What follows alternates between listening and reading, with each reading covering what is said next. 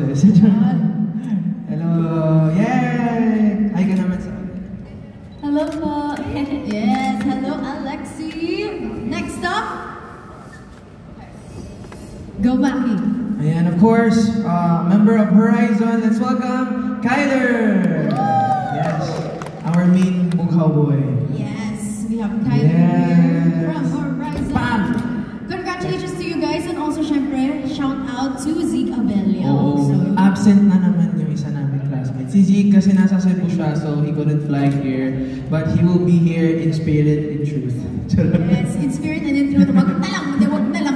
Wag na lang. Zeke, kung naririnig mo to, Zeke, wag na lang. Wag na Pag lang. nagpakita ka sa amin, yari ka. Yes. Okay. So again, our cast of Bughaw, Alexi and Kyler, please take your seats, guys. Okay. With Maki here. Okay. Friends from the media, the floor is now yours to ask your questions. If you guys have a question, please raise your hand and also introduce yourself and the media that you are representing. Okay. Who would like to start our Q&A? Feel ko, medyo shy po sila. Ayaw po kayo mahiya. Ang tagal na po natin nagaganito. True, valid. Okay, hello, Ano lang po kayo? Hello. Good afternoon, everyone. I'm Alan Sanpan, Stars Batok, and banda tonight. I'm also a MPC member. And congratulations, sir. MPC winner last time, right? So, Maki, congratulations dito sa Maki Bughaw Hour. Please tell us something about this music video, how it started, and how was the feeling of doing directing at the same time you're an actor there? Ang ganda po ng question kasi I try to always challenge myself whenever I venture sa mga bagong bagay or bagong songs actually na ginagawa ko po at nag-release. So, ito po kasi nung Dilaw, nag-direct din po ako doon pero mas nag-acting po ako doon. But dito kasi po, while acting actually, nagde-direct ako. So kung may makikita kayong behind the scenes, habang, alam niyo yung habang nag-acting ako, may lines ako, Kyler, ano mo to? Ano, Alex, ganun yung ginagawa namin. So, it was really a challenge for me, but it's something that I really, really love to do. So, I think, baka magkaroon pa ng mga music videos. Sana po i-hire niyo akong director. Hindi, pero I really love and enjoyed. And of course, sila Alexi, si Kyler, si Zeke, napakadaling katrabaho. So, sobrang good vibes po kami talaga. And I would love to direct more of my music videos. Aside sa singing, pangarap mong maging director din tayo? Ay, opo. Actually, gumraduate po ako ng Com Arts. And I really love directing, I really love productions. So this is something na pasok na rin po sa realm ng career ko. Sabi ko nga po one time na kung hindi man po ako naging singer, siguro nandito pa rin po ako. Baka katabi niyo po ako ngayon nakaganito. Ayun po. Yeah, for Alexis naman and kay Kyler. Alexi. Ay, Alexi pala and Kyler. Kamusta bilang director si Maki dito sa music video? So ayun, super fun po niya. Tsaka lahat po ng details tinuturo niya po sa amin. Tapos so far naka-gets naman po kami agad ng mga tinuturo niya po. Yan. Alexi. And sobrang parang nakakadala din sa vibe. Pag may scene ganito, ganun. Tapos narinig mo sa side si Kuya Maki, oh, more, tawa kayo, gaganon din siya. So mas nakakaano din sa scenes. And it's very nakaka-wow. Panoorin si Kuya Maki mag-direct din. Kasi syempre siya na nga yung singer, tapos nagde-direct din siya. So it's amazing. Galing niyo po. Last na lang for Maki. Maki, we know that ikaw yung sa mga singer ngayon na talagang very successful, di ba? With your song, with your genre. Pero if you have a choice, what is the song of your life and career right now?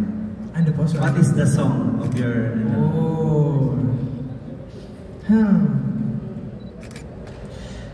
Song...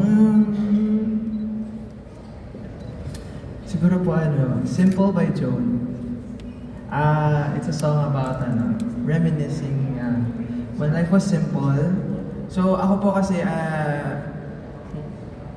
as much as it's overwhelming yung mga nangyayari po ngayon, I really love to try to have my own time realizing everything that's happening. And sometimes it gets too much. So I try to keep it simple every time. Like, merong mga events na ganito po, for example, mga ganyan, nakikipagkulitan pa po ako kasi ayoko pong masyadong nagiging serious sa mga bagay-bagay kasi, you know, life is too short to be super serious. So, I'm just taking it all in, but at the same time, I'm not giving myself the pressure, kumbaga, ng mga nangyayari ngayon. It's just that I need to go back sa kung ano yung reason kung ba't ako nag-start. And it's because I love music. And I just enjoy it so much. So ayoko pong dumating yung time na mag-reminisce na lang ako sa good old days. Kasi dapat, you know, now is the time to enjoy and to be happy. Ayan po. Thank you. Last na lang, Maki. Kasi you're a director. For sure, magaling ka ring actor. Nakita naman namin dito. Are you planning to try acting also and given a chance? And then kung itatry mo nga, sino yung gusto mo makapareha mga kapamilya actor or actress you want to work with soon? Right now kasi I would love to focus on music, but if ever given a chance po or opportunity na makapag-acting, I think I would go with indie films, such as the films that they produce in UP, kasi doon mas nandun yung edge ko po or nandun yung mas, feeling ko yung mas audience ko kasi I'm not the type of actor na pag sinabihan ng ganito kaya agad. Kumbaga, I love to take my time and to realize or internalize even the script, the plot, the overall story, if that's my principle, that's my moral, yun kung nare-reflect nito yung morals ko sa life, I would go for it without TF or anything. If ano kasi ako, maano po akong artist. Kumbaga, I love to be a voice of the voiceless. Yung mga ganun pong films kasi, I love watching indie films na nakakapagbigay ng empowerment to certain communities like LGBTQIA+, and of course, women's rights, at kung ano-ano pa pong mga bagay na pwedeng i-tackle. So yeah, indie films, kung gusto niyo po ako ulit, go lang po. Any actor or actress you want to work with? Makasama? Ooh, alam niyo po, Sharon Cuneta. Sharon Cuneta, Miss Vilma Santos, Ann Curtis. Malay mo yung plot kakaiba, diba? Yung mga ganun po. Sino po ba? Yung mga veteran po, kasi po I love learning new things. And siguro po kung mag-acting ako for the first time, ang debut ko talaga, I would love to learn sa mga tao pong nakakaalam kung ano yung industriya na to. Ayun po. Thank you, Maki. Congratulations. Thank you po. Thank you so much, sir. Okay. O, diba? Direct Maki na po ang tawag natin sa kanya. Uy. Yung next na ide-direct niya, concert na niya. Ay, Charot. hirap naman nun. No. Maki, next song. Okay, cue. Ganun. Okay, thank you so much, sir. Next question. Who would like to go next? Yes po, miss. Let's have Hannah Mallorca of Inquirer.net. Yes, there you go. So, hi Maki, Alexi, and Kyler. Congratulations sa inyo. So, Alexi and Kyler, alam ko hindi nyo to first music video. Si Kyler, alam ko nag-act ka na rin before in the music video. Kamusta yung feeling of this one, knowing na tungkol sa friendship siya? Para sa akin, siguro, hindi na ako masyadong nahirapan po kasi since na may background, like, parang po, na nagawa ko na po siya na before. Kaya nung second time ko na po, talagang ganado. Actually, add ko lang po doon, si Kyler, ano siya, ever since nandun na siya, pag-acting na, pag-role na kami, as in, focus na siya. He is very work-driven. And I saw that in him na parang, grabe yung batang to. Pag, yung mga bata, mas matanda ba kasi? 22 ka ba? 22 din naman. Hindi, pero ano po siya, sobrang work mode agad. Kumbaga, he knows when to make kulit, tapos he knows when to work. So yeah, that's a thing I really like about him. Kasi work ethics talaga, it really matters. Ayun. For me po, since it is my first time to be in another artist's MV, syempre na-pressure po ako kasi si Kuya Maki. I was like, oh my gosh, real! Oh my gosh, is this real?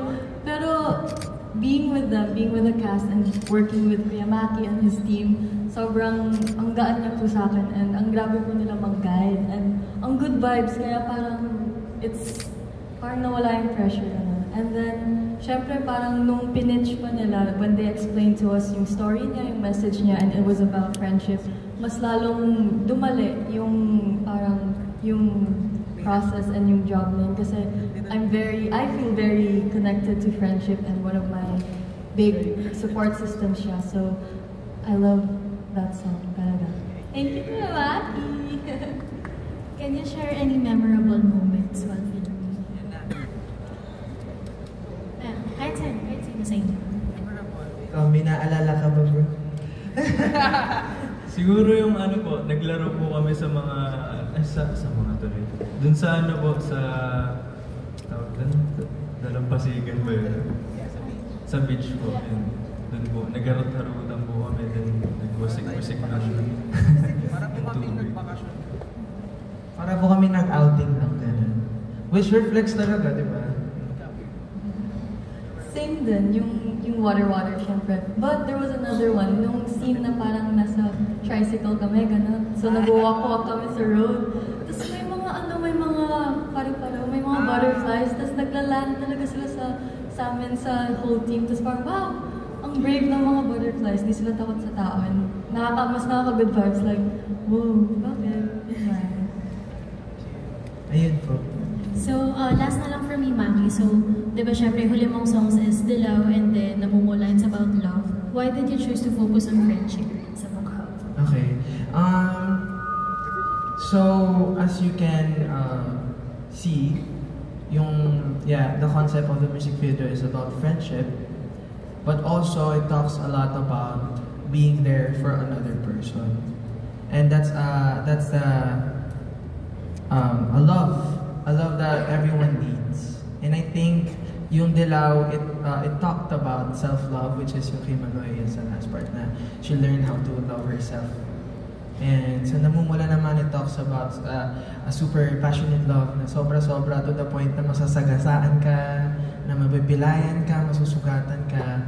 And this one, it talks a lot about a different kind of love where siguro mas nandun sa point na hindi lang platonic eh. I think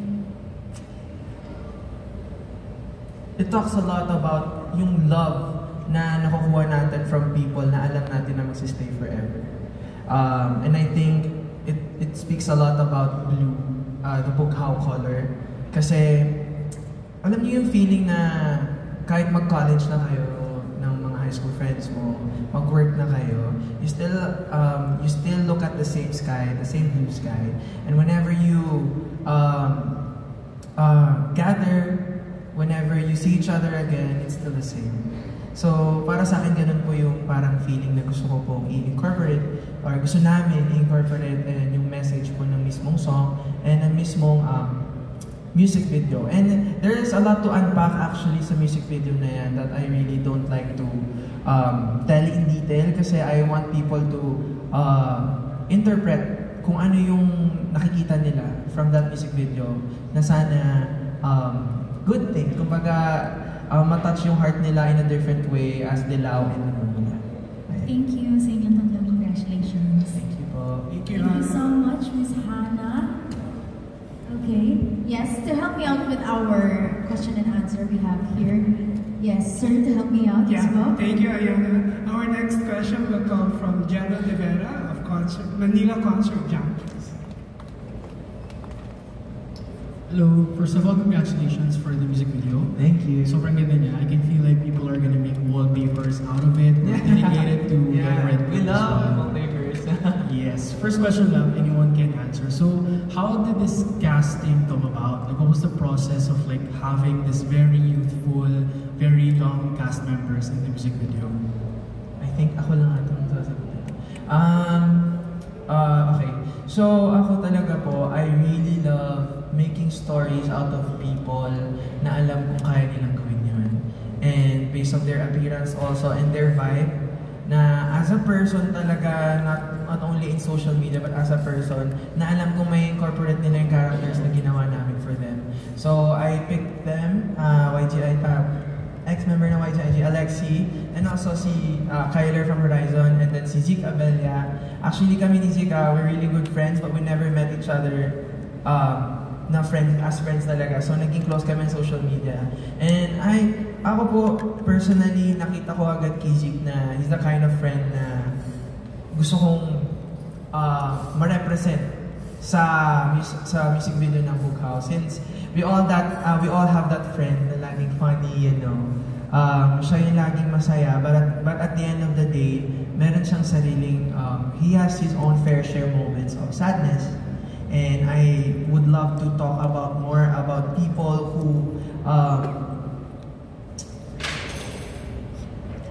who is challenged of having these kind of thoughts within themselves, like depression, for example. Kasi a lot of people na we see sometimes na very happy, or yung mga kaibigan natin na sobrang saya minsan, hindi natin alam, may something sa bahay. You know? So each of the characters here actually represents their own characters, their own unique characters na makikita nyo as you watch the music video. Kung baga pagpapanoorin nyo po yung music video, hindi nyo po siya agad makikita kung sino-sino sila. So you need to rewatch and rewatch it. Marketing. But you need to rewatch it and rewatch it for you in order to, like for example, sa first watch mo, titignan mo muna si Zeke. Tapos sa pangalawa naman, ganun, ayun po. But I'm really glad kasi kung sino po ang first choice ko na mga tao na makuha, is sila rin po yung nakasama ko. So I'm just really happy na nakasama ko si Kyler, si Alexi, and si Zeke. Zeke, kung nasan ka man ngayon, sana masaya ka. Ayun po. Yes, second question for everyone naman, what's the moment in life na felt most Bughaw to you?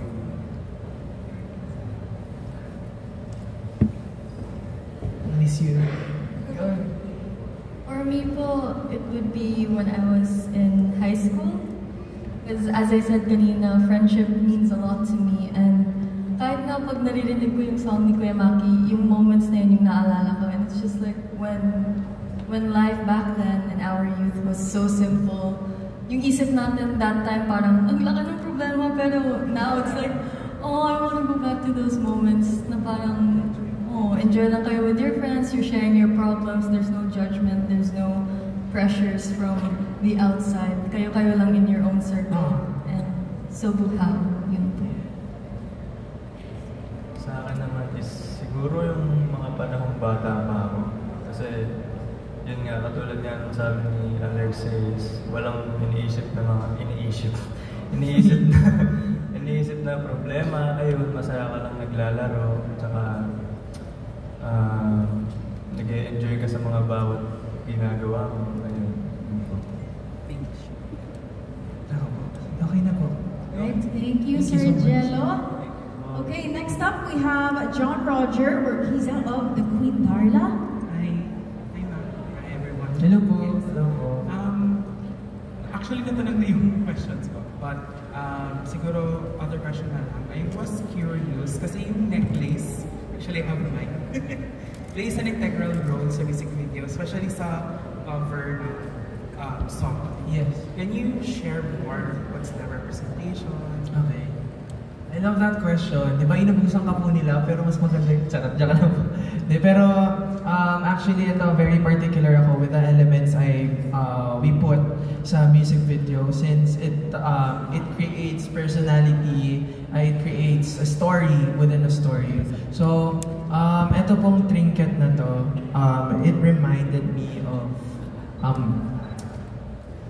bukod sa anik-anik ko talaga kasi I really love anik-anik. But it's a craft made with different pieces of each people na gumawa nito. Actually, ito malaking representation siya of giving a piece of yourself to your friends. Kasi lahat tayo ganun. And it may not be a tangible thing. It may be not a thing we can see. Pero ako gusto ko pong makita sa Bughaw yung ganitong trinkets. Actually, meron kami. Ito yung kay Alexi Butterfly. Yung kay Kyler nandyan sa loob. Hindi natin sabihin kung saan napunta. Basta, ayun. So it represents giving things, each part of yourselves to people you love. And ito, makikita nyo kung saan kanina nanggaling itong yung soda, takip ng soda. Anong tawag sa ganito? Tansan. Tansan? Di ba po yung yung bilog? Soda na tansan na dalawa yung bilog. Ayun na lang tawag natin. Tapos ito po yung mga yan, makikita nyo po kung kanino galing to, kung kanino galing to. And kumbaga ano siya, a memoir. A thing that reminds us that let's not forget about the people who's been there and who is still here. No matter what life gives you, no matter what magkajowa man kayo, huwag niyo kakalimutan mga kaibigan ninyo, di ba? So, ayun po yung pinaka-representation niya. It's also a reminder that may time sa buhay natin na feeling natin wala nang nandyan for you. At least ngayon may nakikita ka, minahawakan ka. You're reminded of these people na nandyan para sa iyo. Ayan. Thank you so much po. Wait lang, actually meron akong personal question. Magiging merch ba yan, Maki? Magiging merch? Why not? Gusto nyo ba? Yes! Gusto nyo ba?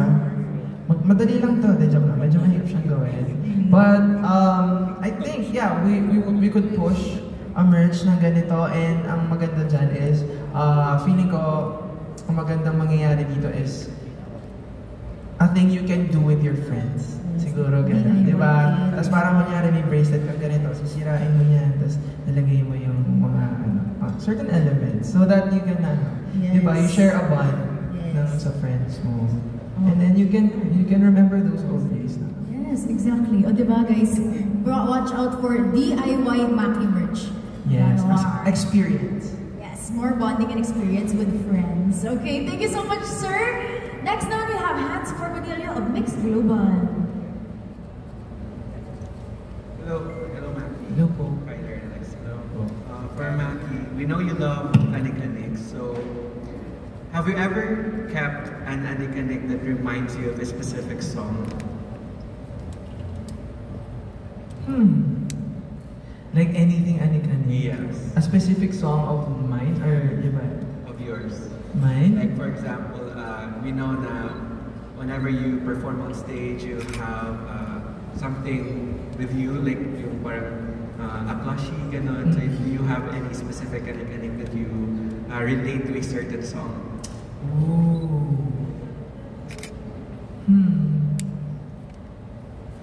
Probably si Gaspard.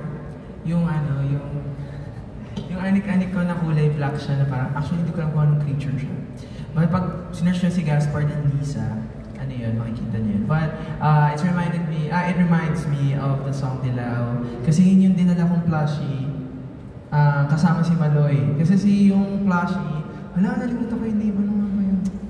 May binigay ako plushie kay Maloy, tapos siya yung nagpangalan. So tanongin nyo na lang siya next time. But it always reminds me of those days na nag-shoot kami, na in a short amount of time, super naging close kami ni Maloy, and we shared each other's sentiments about our careers, and about our lives. So, yeah, actually, lahat naman ng Anik-Aniks ko, it holds a special memory.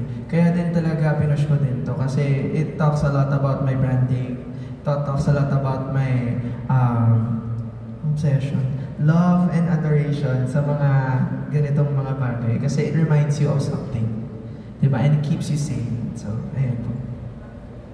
Right. Last question. So your songs carry a lot of emotion. So do you find it easier for you to perform, to perform a song that is about your personal experience, or do you draw inspiration from stories around you or from your friends? Performing or writing?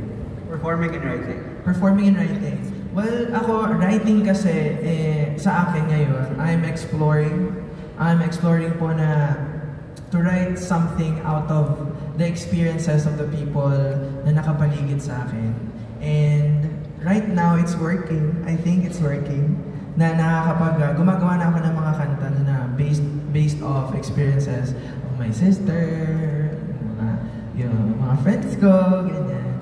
So, I think you're gonna see more of that soon. Kasi hindi naman lahat kaya kong ma-experience. Kawawa naman po ako, di ba? Kung puro heartbroken songs, tapos lagi akong heartbroken. So, but whenever performing naman po, I really enjoy performing yung songs talaga na sinulat ko. Kasi it takes a lot of courage for you to write things about your own life and performing it even, di ba? And para sa akin kasi maganda rin as an artist. Ako kasi po, I'm an artist na sobra akong candid. I don't really like being uptight on stage. So, yeah, it talks a lot about my stories as well. So, I love performing my songs. Gusto niyo ba ng more songs? More songs pa soon. So, yeah. Thank you, Hans. Siyempre, experiences din ni Cloud. Di ba? Miss ko na siya. Hindi siya makasama today. Okay, guys. Mamaya, this 2025 experience ni Cloud yung next song ko. Di ba, Bongga? Okay. Next question. Thank you so much, Hans Carpentilla of Mix Global. We have Charlene Haranilia of Philippine Concerts. Yes. Hello po, Maki. Congratulations sa upcoming release ng Bughaw. So, yun nga, your music often touches on like themes of shared emotions and connections. And how do your personal experiences influence your songwriting, particularly in tracks like Bughaw, which you mentioned earlier is about not just about friendship but about love that lasts forever? Sorry po, ano ulit? How do your personal experiences influence your songwriting? Very drastic. Very malaki po yung impact ng mga experiences ko. Kasi I resonate more to the things I write na alam kong nangyari siya sa akin. That's why it's a challenge for me. Sabi ko nga na I'm exploring to write ng mga bagay na experiences ng ibang tao. But right now I think mas marami siguro kasing nakikinig ng mga kantang alam kong alam nilang na-experience ko na. And I think that speaks a lot about also the thing about my fans, my Zushis, na they can relate to me. And I think magandang bagay yun. Kasi it's one thing to be good at singing, to be good at performing, but malaking bagay yung connection. Kagaya sabi mo kanina, connection ko sa fans ko. And hindi naman ako masaya na heartbroken din sila. Pero at least masaya ako na hindi kami mag-isa, di ba? Magkakasama kami. So, and someone out there understands their pain, understands their happiness and joys. Ayan. For my last question, if you could send a letter to the Maki who first started writing music, what advice or words of encouragement would you give to him? Pangit nung unang kanta. Hindi. Hindi. Sasabihin ko sa kanya talaga. Kasi, ano yan eh. Well, I was really harsh pala dati. Sa sarili ko. But, it didn't stop me to write new songs and to grow, to develop myself more in terms of being a songwriter and also learning more about myself dun sa side or sa aspect na you're gonna enter an industry na mas harsh pa sa'yo. But it's up to you. It's up to you if you're strong enough, if you're strong-willed enough to be your own best friend. Kasi ako, para sa akin, myself is my worst enemy. And it can be, it still can. As long as nandyan yung pressure sa'yo, nandyan ka na lagi mong pinagsasalitaan yung sarili mo ng ganito. Diba? It can be your worst friend. It can be your worst enemy, but it can also be your best friend. Yung sarili mo. So, ako, masasabi ko sa sarili ko, I'm really, really proud of him. Because he didn't stop. And I just know he will not stop. Kasi, diba, parang that time I was, kumbaga, sa Bible, parang akong nasa drought. I didn't know where to go. I didn't know who to trust. So I trusted myself. I got to know myself. And through that, I saw gardens. Kasi parang, iniisip natin kasi we have this certain expectations within ourselves na kailangan garden agad to lahat. Kailangan may puno, may flowers agad. Pero di ba, everything starts with small things. Na parang kahit may onting plant lang dyan, if you let it grow, if you let it, consistently, if you let it grow, if you take care of it, lalago at lalago yung mga bagay na yan. So, yeah, sasabihin ko, everything starts with small things. And then, you may be small now, where you can be big, and even bigger than your dreams. So, ayun. Thank you. I hope you continue to be your own best friend. Thank Congratulations, you. Maki. Thank you. Uy, huwag kang umiyak. Wala lang, proud. As a proud. Yeah, kasi si Ayana isa sa mga first hosts na nakilala ko. And from there on, talagang sinuport niya ako. Wala pang saan, wala pang dilang. Anyway. Okay. Sorry, OA kami We love you. Love you. We love you guys. Okay. So, thank you so much, Miss Charlene. Next naman, Chris Ramos of One Music PH. Hi, Maki. Hello po Kuya Chris. Hi. So, first question ko, paano and saan mo na-develop yung knack for like compartmentalizing your feelings and emotions into colors? Kasi di ba, with your last 3 singles mo, papunta na tayo sa ganung theme for your upcoming album, di ba? So, saan nag-start yun? Yung ganung knack mo for Siguro yung adoration ko for arts in general. Kasi ano po ako, arts or visual arts is my first love. So, that time kasi, nung unang-una ko pong sinulat yung Dilaw, that was the first time I saw myself or I told myself na okay na ako. Kasi di ba tanong EP, wow, sad boy, wow, kaya. Pero, this time, sabi ko nga, kaya ko ba gumawa ng love song? Wala naman akong crush, wala naman akong kahit ano. So, sabi ko, pero, naturally, it spoke to me, yung song mismo na Dilaw. And I just saw myself writing, and nagulat na lang din ako. I was really taken aback by my own self. Kasi, sabi ko, nakakagawa pala ako ng ganitong love song. Na, it has a concept, which is in Dilaw, and it also speaks a lot about the experiences I am experiencing at that time. Nasabi ko na I will write a song about my self-healing, about how I saw my world faded, nung nag-fade yung colors, and how one color can also change everything in a blink of an eye, in a tick of a moment. Sobra akong natuwa doon. And sometimes kasi, minsan iniisip ko, ako ba talaga nagsulat nito? Kasi it really speaks a lot about the things na, sometimes you don't know where to go next. Diba? Kasi after my Tanong EP, what's next for Maki? Hindi natin alam. And malay nyo, yung next ko, hindi na magustuhan ng ibang tao. Because people knew me from writing heartbreak songs. So I was really a risky move yung Dilaw. But it's also a song na alam ko sa sarili ko na binigay ko yung puso ko dun. And I think as long as you have your heart to whatever you do, it will always be effective and it will always gonna touch people's lives. Ayun po.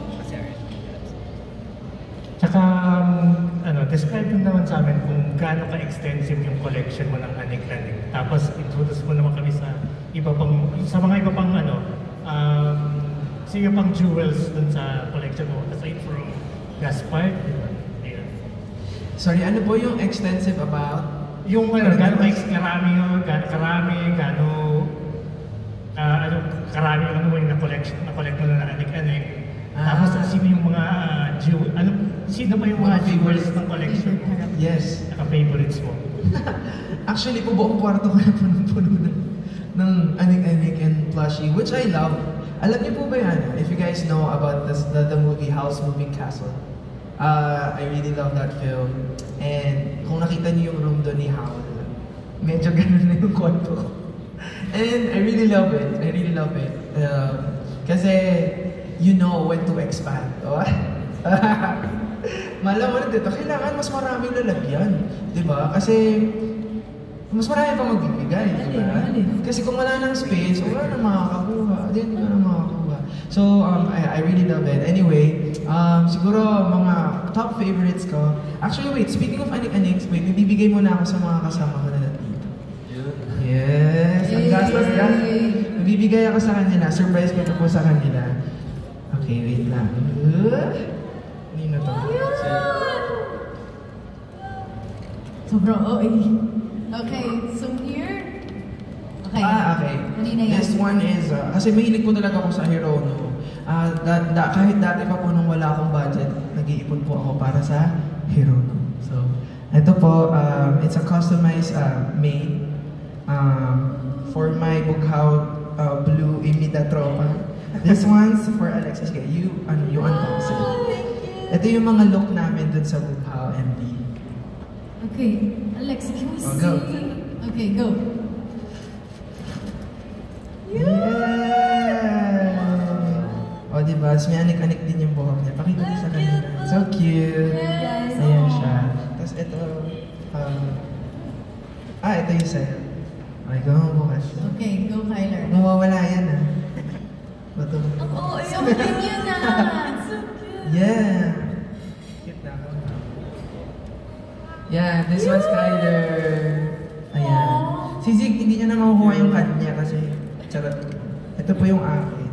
Actually, ito na po, to answer your question, feeling ko ito yung favorite ko at the moment. Na Anik-Anik kasi it reminds me of the music video. Yeah, this is me.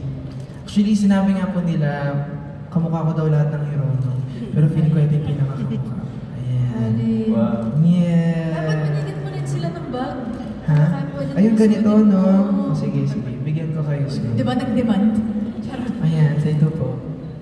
Cute. Okay, let's have a quick photo muna of this super cute moment. Okay, Alex. Dahil wala si Zig dito, ako na magbubukas para kasama namin siya. Compress muna. Ayun. Sige. Okay. Baka masira ako. Paano ba ito? Ayun. Alright, so habang ina-unbox po ni Maki si Zeke. Huwag ina-unbox si Zeke. Okay, let's muna. Yeah. Okay. Let's have a quick photo op, guys, of this cute moment. Aww. Okay, there you go. Our Bughaw Hirono. Anik-Aniks. Yarn. Okay. Okay, one more compress. Last 3, 2, 1. Perfect. Thank you so much. Aw, so cute. Ayun po. Thank you po, Winfish. Thank you, Sir Chris. Okay, next naman. Grabe yung cute ng segment na yun. Okay, we have here Gia from One in Manila.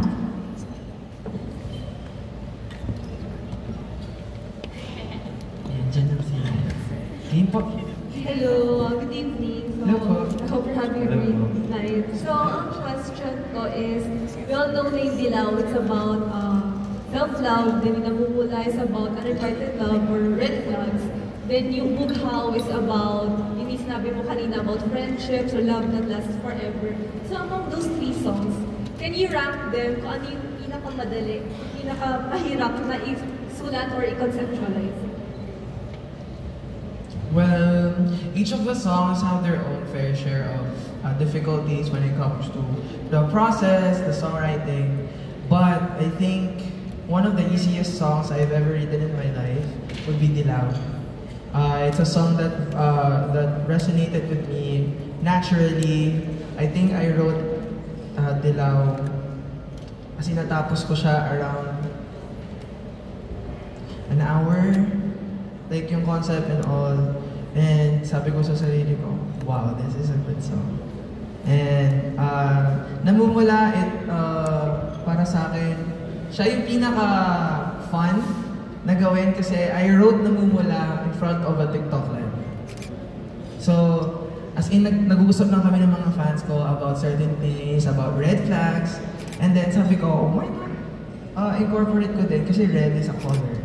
Diba? So, why not incorporate ko din a love that talks about being too passionate to the point na ikaw na yung nagiging red flag sa sarili mo. Kasi masyado kang OA. So, sabi ko sa fans ko, I'm gonna write a song about it. And nagulat sila parang months after, meron yung song, which is Namumula. And then, Bughaw is the most complex. I think Bughaw is a song that it has a certain audience. It's not for the mass, and I know that. But it touches hearts that para sa akin yung mga hearts na sobrang silent na. And the people that talaga resonated with Bughaw, sila yung mga tao na talagang they have this a love that is so deep but is so silent. And I think Bughaw, it can be a grower song to a lot of people kasi we're just only experiencing different kinds of love as we grow old. And ako para sa akin, ito yung pinaka-mature kong nagawang kanta.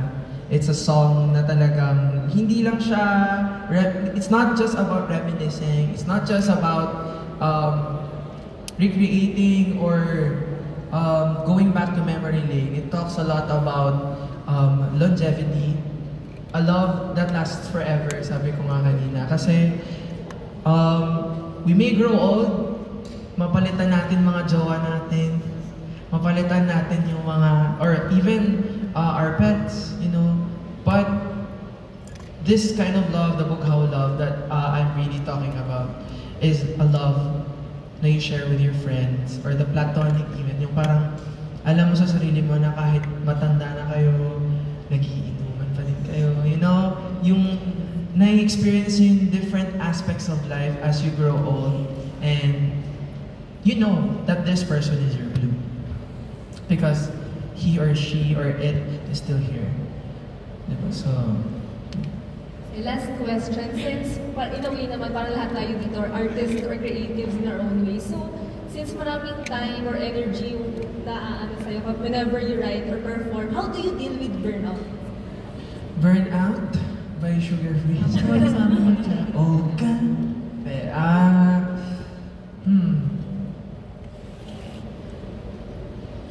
It's a topic na sobra siyang iba-iba, situational. Kasi depende kung anong burnout eh. Burnout sa lahat, burnout sa friends, sa jowa, sa sarili mo, sa career. But ako, in any way possible, I handle it na I say this sentence sa sarili ko. Baka mali yung grammar. Nothing matters and everything matters. So, pag ano po ako, na-overwhelm ako about certain things na, for example, sobra po ako na-burnout socially, ganyan. Or sa ginagawa ko everyday, I tell myself na nothing matters. Or kasi ang burnout nangyayari siya because of a massive impact in your life na masyado siyang na-push or masyado kang na-drain out of it.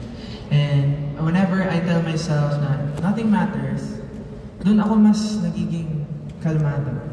Nasasabihin ko sa sarili ko na, yes, so sige, nasistress ako dito, nasistress ako dyan, nasistress ako sa ganitong aspect.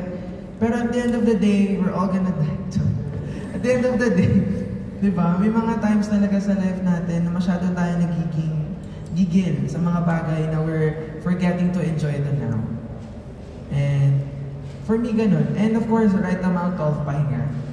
Pahinga, it's not just sleeping, ha? Pwede yung tao. Or pwede yung pet mo. Pwede yung hobbies mo. Kumbaga, going back to your roots, feeling ko ganun po yung akin talaga. Na I grew up nang hindi ako sobrang mayaman, hindi ako sobrang social butterfly, ganyan. So, yeah, ayun. Right amount of pahinga. And of course, always remind yourself na not everything is supposed to be serious. Ayan. Thank you so much. Thank you po. Thank you, Gia. O, diba? Sa maingay ng mundo, ikaw ang pahinga. Yes! Stream Kurba, guys! I love Kurba. And also on, what is this, March 22, Philpop? Yes, actually, punta po kayo sa March 22, magkakaroon na po ng finance.